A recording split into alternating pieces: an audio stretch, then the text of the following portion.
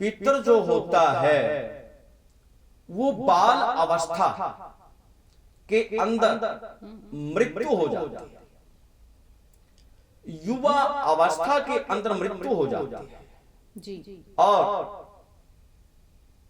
कबारा जिसको अनमैरिड बोलते हैं, जिसकी शादी ना हुई हो, शादी होने से पहले ब्रह्मचारी रूप में जिसकी मृत्यु हो जाती है, वो पितर बनता है। पितर किसी पीड़ा के अंदर होता है तो किसको पुकारेगा? अपनों को। तो जब वो पीड़ा में है वो हमारे को पुकारेगा, हम सुनेंगे नहीं, ध्यान नहीं देंगे, उसको भूल जाएंगे तो हमारे को परेशानी आएगी। जब वो हमारे को परेशानी आएगी, हम कभी डॉक्टरों के पास दौड़ेंगे, कभी संतों की शरण में जाएंगे, कभी ब्राह्मण की शरण में जाएंगे, तब हमारे को मालूम पड़ेगा कि हमारे कोई दोष है। जब तक पितर आपके प्रसन्न नहीं है, चाहे आप मंदिर भी बनाओ वो भी निष्फल है। कोई दान पुण्य नहीं लगेगा, कोई आपका कर्म नहीं लगेगा। जब आपके पितर प्रसन्न है तो सर्व प्रकार से आपको शांति मिलनी शुरू होगी और ज्ञान की गंगा आपके दिमाग में बहनी शुरू हो जाएगी, आपके भाव में बहनी शुरू हो जाएगी और वो प्रभु की शरण की तरफ लेके जाएगी। ज्ञान की गंगा में आपको पितर ही बिठाते हैं और भगवान से पितर ही मिलाते हैं। जब पितर ही हमारे पीड़ा में आ जाते हैं तो उनसे अधिक पीड़ा हमारे को होती है। ब्राह्मण की पूजा, गौ की पूजा करिए। गौ और ब्राह्मण दोनों की पूजा करने से पितर प्रसन्न होते हैं, क्योंकि ब्राह्मण जहां नहीं है गौ मिल जाए, गौ जहां नहीं है ब्राह्मण मिल जाए, दोनों की पूजा करने से भी पितर प्रसन्न हो जाते हैं। ਸਤਿ ਸ਼੍ਰੀ ਅਕਾਲ, ਮੈਂ ਸੋਨਮ ਸ਼ਰਮਾ, ਤੁਸੀਂ ਵੇਖ ਰਹੇ ਹੋ ਏਬਨ ਪੰਜਾਬੀ ਟੀਵੀ। ਅੱਜ ਅਸੀਂ ਗੱਲ ਕਰਾਂਗੇ ਪਿੱਤਰ ਦੋਸ਼ ਕਿ ਪਿੱਤਰ ਦੋਸ਼ ਹੁੰਦਾ ਕੀ ਹੈ। ਇਸ ਵਿਸ਼ੇ ਦੇ ਉੱਪਰ ਗੱਲਬਾਤ ਕਰਨ ਲਈ ਮੇਰੇ ਨਾਲ ਸਟੂਡੀਓ ਵਿੱਚ ਹਾਜ਼ਰ ਨੇ ਹੁਸ਼ਿਆਰ ਸ਼ਰਮਾ अत्री जी। अत्री जी, ਤੁਹਾਡਾ बहुत-बहुत स्वागत है जी। जय श्री राम, जय श्री राम। सभी दर्शकों को बहुत बहुत भाव सहित राम राम। देखिए, पितर दोष के बारे में जो है प्रश्न जी, पितर दोष होता क्या है और पितर होता कौन है, पितर किसे कहते हैं? पितर जो है सर्वप्रथम जी, पितर जो होता है, कई भक्तजन हमारे पास भी आते हैं। हमारा ज्योतिष का काम है, पाठ पूजा का काम है, कर्म कांड का काम है। हमारे पास भक्तजन आते रहते हैं तो उनको ये मालूम नहीं होता कि पितर क्या होता और पितर दोष क्या होता। पितर जो होता है वो बाल अवस्था के अंदर मृत्यु हो जाती है, युवा अवस्था के अंदर मृत्यु हो जाती है जी, और कबारा जिसको अनमैरिड बोलते हैं, जिसकी शादी ना हुई हो, शादी होने से पहले ब्रह्मचारी रूप में जिसकी मृत्यु हो जाती है, वो पितर बनता है। वो पितर बनता है और कुंडली के माध्यम से, ग्रहों के माध्यम से, शनि, राहु और केतु के बीच में कोई ग्रह ना हो और सूर्य नीच का बैठा हो जी, तो पितर दोष होता है। तो पितर दोष क्यों होता है और पितर प्रसन्न कब होता है? दोष का मतलब, पितर दोष एक बच्चा है, जब तक वो रोएगा नहीं तब तक माता उसको अपना दूध नहीं पिलाएगी। नहीं पिलाएगी, चाहे आप अजमा के देख लेना जी। जब तक वो खेल रहा है तो माता साथ ही खेलती रहेगी, उसको ये नहीं कहेगी ले दूध पिला दूं आपको। जब वो रोने लग जाएगा तब वो दूध पिलाएगी। उसी प्रकार जब पितर किसी पीड़ा के अंदर होता है तो किसको पुकारेगा? अपनों को। अपनों को। तो जब वो पीड़ा में है वो हमारे को पुकारेगा, हम सुनेंगे नहीं, ध्यान नहीं देंगे, उसको भूल जाएंगे, तो हमारे को परेशानी आएगी। जब वो हमारे को परेशानी आएगी, हम कभी डॉक्टरों के पास दौड़ेंगे, कभी संतों की शरण में जाएंगे, कभी ब्राह्मण की शरण में जाएंगे, तब हमारे को मालूम पड़ेगा कि हमारे कोई दोष है। अब कुंडली के अंदर 10 दोष हैं, 12 खन्ने हैं जी, 9 ग्रह है। उनके अंदर एक मुख्य दोष जो होता है मंगलिक दोष, जिसको सारी दुनिया जानती है जी। परंतु ये पितर दोष जो है ये मंगलिक दोष से भी अधिक गहरा दोष है। क्यों? क्योंकि मंगलिक दोष तो एक मंगल ग्रह है, और जो पितर दोष है, पितर पराया नहीं होता, पितर अपना होता है। अपने कुल का कोई मेंबर अनमैरिड या बाल अवस्था के अंदर प्रभु के चरणों में चला जाता है, तो उसकी आत्मा को जो पीड़ा होती है, तो वो पीड़ा जब उसको होती है तो हमारे को बतलाने की कोशिश करता है, किसी कार्य के थ्रू, किसी बच्चे के थ्रू, किसी बीमारी के थ्रू, किसी भी परेशानी के थ्रू। तो वो हमारे को जो है कि जब पीड़ा दे शुरू हो जाती है उसकी तरफ से, तब हम दौड़ते हैं। कभी डॉक्टर के पास जाएंगे, कभी संतों के पास जाएंगे, कभी ब्राह्मण के पास जाएंगे कि हमारे साथ ये हो क्या रहा है। तो वो फिर उसकी जन्म लगन की कुंडली बतलाती है। उसके माध्यम से एक शनि, राहु और केतु, इनके बीच में कोई ग्रह ना हो तो पितर दोष होता। और सूर्य जब नीच का हो और शनि जब सप्तम मेष हो तो वो पितर दोष का देखो अपनी ਤੁਸੀਂ ਕਿਹਾ ਕਿ ਇਹਦੇ ਵਿੱਚ ਜਦੋਂ ਕਿਸੇ ਅਨਮੈਰਿਡ ਦੀ ਡੈਥ ਹੋ ਜਾਂਦੀ ਹੈ, ਹਾਂ, ਉਸ ਤੋਂ ਬਾਅਦ ਇਹ ਪਿਤਰ ਦੋਸ਼ ਹੁੰਦਾ ਹੈ ਕਿ ਉਹਦੀ ਗਤੀ ਨਹੀਂ ਹੁੰਦੀ, ਤਾਂ ਕਰਕੇ गति एक अलग है, गति न होना वो एक अकाल मृत्यु है जी। ये पितर कब बनता है? जब कुआरा होता है। और जो अकाल मृत्यु बनता है उसको कहते हैं प्रेत जी। इसकी पितर की न तो गति होती है और न ही कोई करवा सकता है। पितर जो होता है वो भगवान से ज्यादा पावर होती है, भगवान से ज्यादा फल हमारे को देता है, स्वयं के लिए नहीं परंतु उस कुल के लिए प्रभु से ज्यादा शक्ति उस पितर में होती है। आपने सुना होगा वेदों में कि मंदिर पूज, मस्जिद पूज, पूज गुरुद्वारे, और पितर पूजन बिन मनवा जाने व्यर्था सारे। जब तक पितर आपके प्रसन्न नहीं है, चाहे आप मंदिर भी बनाओ वो भी निष्फल है। कोई दान पुण्य नहीं लगेगा, कोई आपका कर्म नहीं लगेगा। जब आपके पितर प्रसन्न है तो सर्व प्रकार से आपको शांति मिलनी शुरू होगी और ज्ञान की गंगा आपके दिमाग में बहनी शुरू हो जाएगी, आपके भाव में बहनी शुरू हो जाएगी और वो प्रभु की शरण की तरफ लेके जाएगी। ज्ञान की गंगा में आपको पितर ही बैठाते हैं और भगवान से पितर ही मिलाते हैं। जब पितर ही हमारे पीड़ा में आ जाते हैं तो उनसे अधिक पीड़ा हमारे को होती है।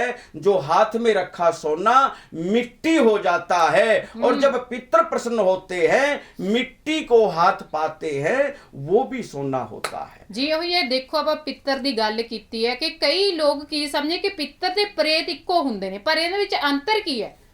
देखिए, पितर और प्रेत इनके अंदर जमीन और आसमान का अंतर होता है जी। प्रेत कर्महीन,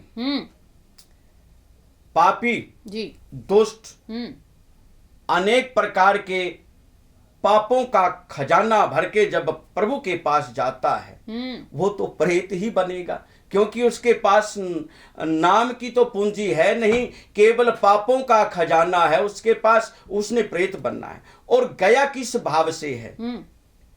जहर पीने से मरना, सांप के काटने से मरना, जल के अंदर डूब के मरना, फाहा लेकर के मरना। इस प्रकार की जो अकाल मृत्यु है उनसे गति बहुत कठिन है। कोई महान आत्मा, सत्पुरुष और भाविक परिवार, श्रद्धा वाला परिवार यदि उसके लिए पितर गायत्री नारायण बलि इत्यादि करवा के पूर्ण विधि से उसका कर्म करवाता है, तब वो इस पीड़ा से बचता है जी। अन्यथा वो आत्मा अजर अमर है। भोग योग्य शरीर 10 दिन में मिलने के बाद उसको प्रेत पीड़ा मिलती है, क्योंकि उसकी काल मृत्यु हुई है। अरे पितर तो पूजनीय है, पितर तो भगवान से भी श्रेष्ठ है, परंतु प्रेत तो ऐसा होता है उसको कोई दे ही नहीं सकता जी। हमारे पास इतना समय नहीं है, क्योंकि प्रेत की भी कथा है और पितरों की भी कथा है, इतना समय आप नहीं दे पाओगे। हमारे पास तो है समय, क्योंकि जहां पर प्रभु की कथा का गुणगान और पितरों का गुणगान सुनने के इच्छुक हो, वहां पर हम बड़ी प्रसन्नता सहित इस ज्ञान गंगा में सभी को स्नान करवाते हैं। जी देखो अत्री ਆਪਾਂ पितर दोष ਦੀ ਗੱਲ ਕੀਤੀ ਹੈ ਕਿ पितर दोष ਦੇ उपाय ਕੀ ਨੇ। पितर दोष के उपाय, एक कहावत आती है कि पकवान घर में बनते हैं, खाता परिवार है और प्रसन्न पितर हो जाते हैं। अब भगवान को भोग हर मंदिर में लगता है जी, हर स्थान पे परमात्मा को भोग, हर घर में परमात्मा को भोग लगाते हैं, क्योंकि परमात्मा उसके अंदर से आपको भाव को खाते हैं और भोजन आपको दे देते, लो बेटा खाओ।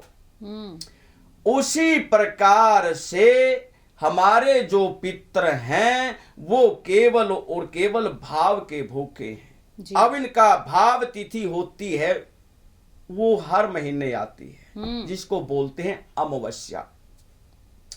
अमावस्या वाले दिन भाव सहित ब्राह्मण को घर बुला करके उसके चरण स्पर्श करके जल से चरण धो के बड़ी श्रद्धा के साथ उसको भोजन करवाए, और जैसे हम वस्त्र डालते हैं जी, चप्पल है, जूता है, उसी प्रकार से उस ब्राह्मण को वस्त्र अर्पण करें और दान दक्षिणा दे के मान सम्मान के साथ उस ब्राह्मण से आशीर्वाद ले, तो वो पितर प्रसन्न हो जाते हैं।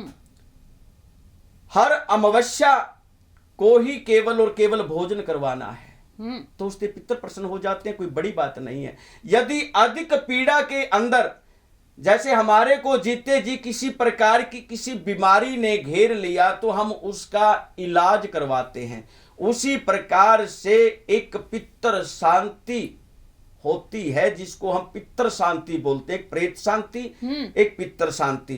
पितर शांति का एक मंत्र होता है, उस मंत्र का जाप या तो स्वयं कर लें, यदि स्वयं नहीं कर सकते, क्योंकि सभी मंत्र आदि शक्ति ने कील रखे, लोक है, लोक कर दिए थे, तो स्वयं नहीं कर सकते तो किसी ब्राह्मण के सानिध्य में जाकर के उसे जो है कि विद्वान ब्राह्मण से उस पितर शांति का अनुष्ठान आप अपने घर में करवा सकते हैं, जिससे पितर प्रसन्न हो जाते हैं। यदि हर महीने अमावस्या को आप पितरों का पूजन करते रहें, ब्राह्मण को भोजन करवाते रहें, या किसी कर्म क्षेत्र, पुण्य क्षेत्र, जैसे धर्म क्षेत्र कुरुक्षेत्र है, हरिद्वार है, पेवा है, उसी प्रकार से काशी है, आप बड़े महान प्रभु की शरण के अक्षेत्र में जाते हो तो वहां जाकर के उनके निमित्त पिंड दान इत्यादि करवा दे।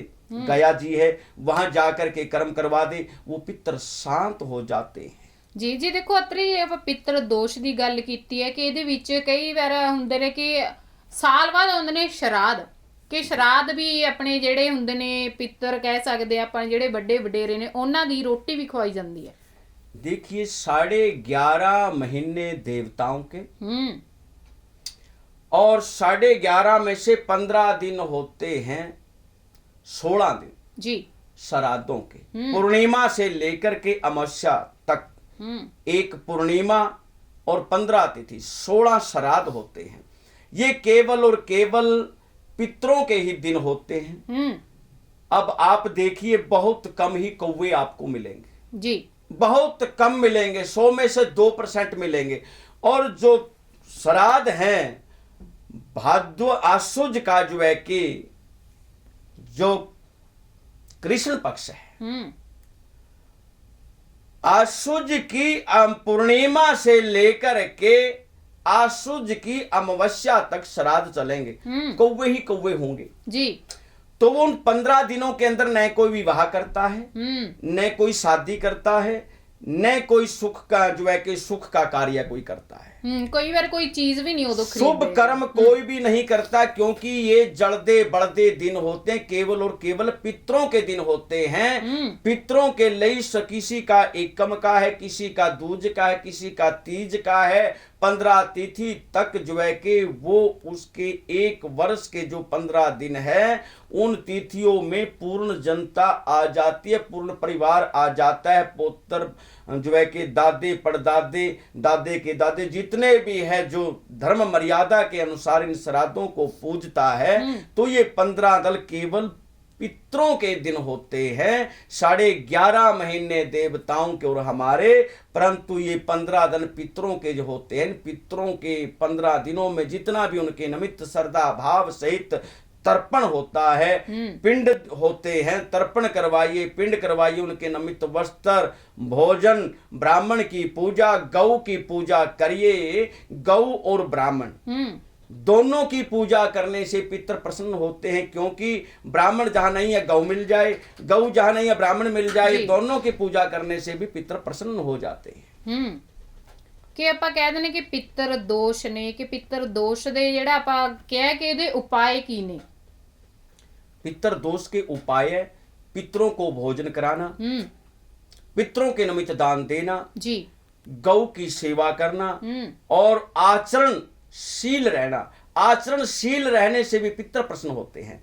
मर्यादा का मान सम्मान करने से भी पितर प्रसन्न होते हैं। धर्म का अनुष्ठान करने से भी पितर प्रसन्न होते हैं। धर्म का अनुष्ठान, शुद्धता, घर के अंदर किसी प्रकार की कोई शराब, मांस, मीठ, अंडा इत्यादि का सेवन न करे, उससे पितर प्रसन्न होते हैं जी।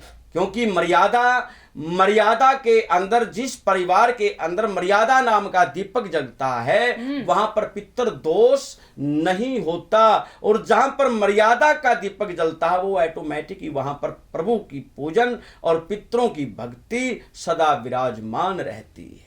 जब हम देवताओं से विमुख होते हैं, पितरों से विमुख होते हैं, तो ग्रह भी हमारे को परेशान करते हैं और मित्र भी शत्रु बन जाते हैं जी। ये ऐसा वेदों का लेख है जी। अत्री जी देखो, ਤੁਸੀਂ ਜਿਹੜੀ ਗੱਲ ਕੀ ਤੁਸੀਂ ਕੁੰਡਲੀ ਵੀ ਬਣਾਣੇ ਹੋ ਤੇ ਅੱਗੇ ਉਪਾਏ भी ਕਰਦੇ ਹੋ, ਸਾਡੇ ਦਰਸ਼ਕਾਂ ਨੂੰ ਤੁਸੀਂ ਆਪਣਾ ਐਡਰੈਸ ਤੇ ਨੰਬਰ जरूर ਦੱਸਿਓ। देखिए, मैं सभी श्रोताओं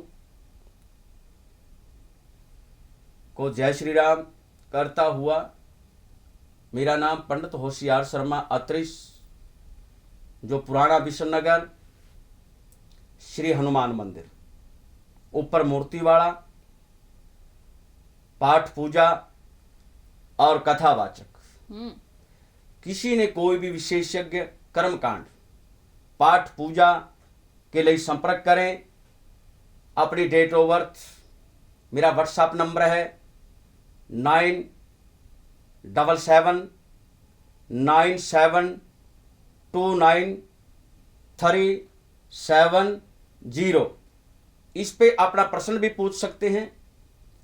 कुंडली मिलान, गुण मिलान, ग्रह मिलान, ग्रह को बारों में ज्ञान प्राप्त करना और गंडमूलों के बारे में, पितर दोष के बारे में, हर कर्मकांड के लिए आपकी सेवा में हाजिर श्री हनुमान मंदिर, पुराना विश्वनगर, पटियाला। जय श्री राम, जय श्री राम, जय श्री राम। जी अत्री, ਤੁਸੀਂ ਆਪਣਾ ਕੀਮਤੀ ਸਮਾਂ ਕੱਢ ਕੇ ਸਾਡੇ ਦਰਸ਼ਕਾਂ ਨੂੰ ਆਪਣੇ ਬਾਰੇ ਜੋ ਹੈ ਪਿੱਤਰ ਦੋਸ਼ ਬਾਰੇ ਜਾਣਕਾਰੀ ਦਿੱਤੀ, बहुत-बहुत ਮਿਹਰਬਾਨੀ जी। हमारा परम सौभाग्य है जो हमारे को दर्शकों के लिए ये ज्ञान गंगा में स्नान करने का और कराने का पुण्य अवसर मिला। जय श्री राम, जय श्री राम, जय श्री राम। ओम शांति, ओम शांति, ओम शांति। जी ये सीगे साडे नाल पंडित जी हुशियार शर्मा अत्री जी, जो कि अपना कीमती समा कढ़ के तुहानू पितर दोष बारे दस्या। अगे भी तुहानू अजिहे प्रोग्राम बारे जानकारी दिंदे रहांगे। हुण जुड़े रहो A1 पंजाबी टीवी दे नाल ते सानू दिओ इजाजत। सत श्री अकाल।